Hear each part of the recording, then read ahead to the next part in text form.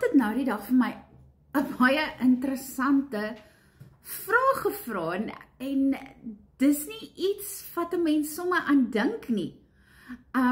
Ek het gepraat oor die storie van die hele wegraping, dat dit nie Bybels is nie, en jy kan gaan soek vir die video, dit staan op my profiel. En die persoon het vir my gevra, maar hoekom het Jesus self nie geweet wanneer hy weer sou kom nie? En dit is 'n baie interessante vraag. Ons weet dat die drie eenheid daar is, die Vader, die Seun en die Heilige Gees. So hoekom sê hy dan in die Bybel dat hy nie self weet wanneer hy weer gaan kom nie? Markus 13 vers 32 sê, van daardie dag of uur weet niemand nie die engele in die hemel nie eers die Seun nie, maar net die Vader. Filippense 2 vers 6 tot 8 vertel vir ons, Jesus het 'n gewone mens geword. Niks spesiaal nie. Hy het net 'n gewone mens geword. Jesus het sy goddelike heerlikheid op sy gesit en gekies om as 'n nederige mens tussen gewone mense te leef. Nie om eer te kry nie, maar ons harte te wen.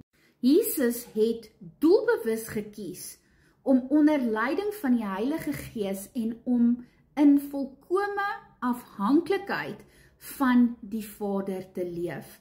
Nie omdat hy nie kon weet nie, maar omdat hy gekies het om gehoorsaam aan die Vader te wees.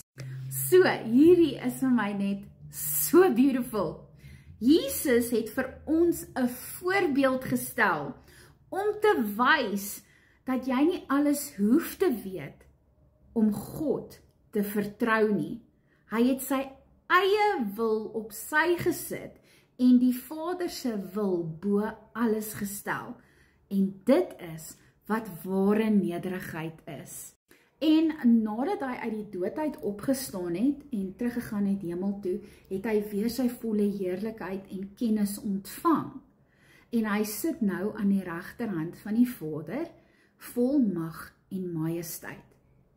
So, julle, dit sê vir ons dat alhoewel Jesus deel van die drie eenheid is, het hy gekies om geheel en al mens te word.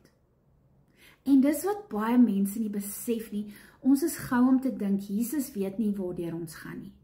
Maar Jesus het heeltemal mens geword. Daai goddelikheid het hy opgegee. En hy was soos ek en jy, 'n mens hier gewees. Ons sien dit in die tuin toe hy gaan bid het, toe hy gesmeek het. Hulle sê hy was so angstig dat hy bloed gesweet het. En hy het gesmeek en hy het gesê, Vader, as dit u wil is, laat hierdie lydingsbeker by my verbygaan. Maar nog steeds het hy gesê, nie my wil nie, maar u wil. Hy het submit onder God. En julle, dit is so 'n amazing ding om te besef. Hy het gekies om God te vertrou. Hy het sy bonatuurlike heerlikheid gelos en 'n mens geword om deel te wees van ons as mense, sodat ons hom beter kon leer ken. So, ek het dit so neergeskryf. Jesus het sy wil aan die Vader oorgegee en dis presies wat God vandag van ons vra.